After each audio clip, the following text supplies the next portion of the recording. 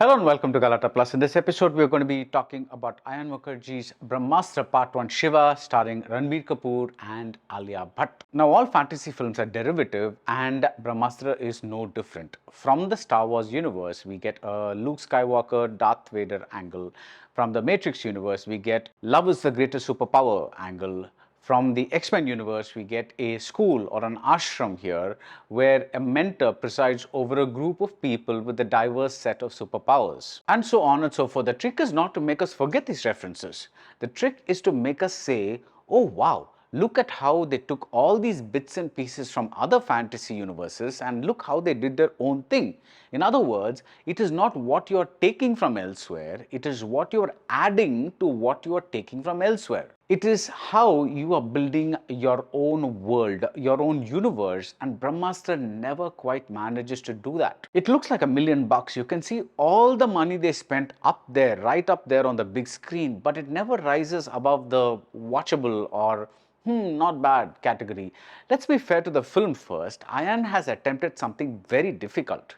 Most fantasy films follow one narrative, say the chosen one arc. You have Luke Skywalker, he's a nobody, an armed Nagrik, as the Ranbir Kapoor character here, named Shiva, is described. And then he discovers his destiny. To this narrative, Ayan adds a second narrative involving the Alia Bhatt character named Isha. Now, this is not just the love track you find in other films. It's meant to be something transcendental, something that meshes with the chosen one narrative at the end.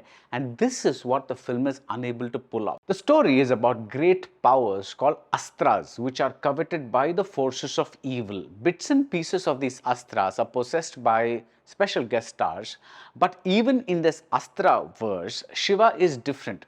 Isha keeps asking him who he is, tum kaun ho? Of course, he doesn't know that yet, and the rest of the film is about him finding the answer to that question. But the screenplay is convoluted and overstretched. The first two Astras, for instance, are established by the guest stars. What should have gotten done in about half an hour drags on till interval point, until which time we also have to endure songs. Now, Preetham does a great job, but his numbers play better on YouTube than inside this narrative where they appear force-fitted. Now, if you're getting into a mythical world where the hero worships Durga and Kali, why have a generic Dasara song where he sings that he is possessed by the dance ka bhoot and his heart ka beat has increased with all this dancing?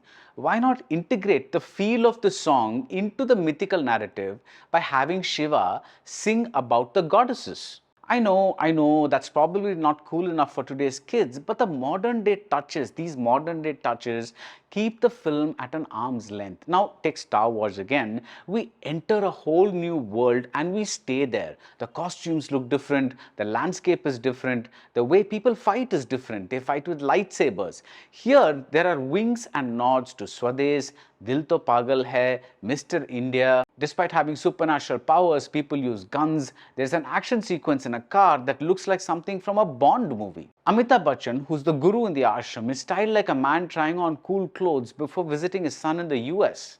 In other words, we are never in that Astra world.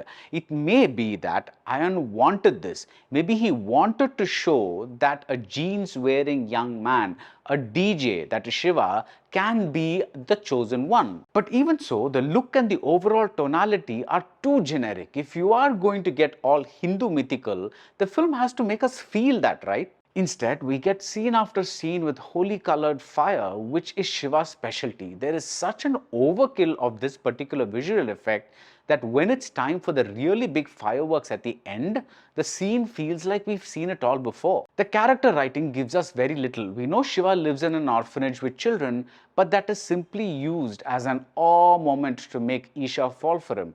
These kids are never seen or heard about again. And what about Isha?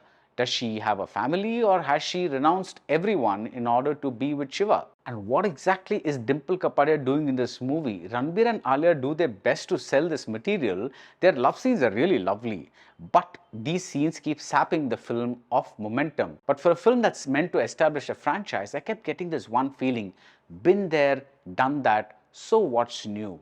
In other words, I felt there is more spectacle than soul. So that's it about Brahmāstra Part 1 Shiva. If you like this review, do subscribe to Galata Plus and see you soon at the movies.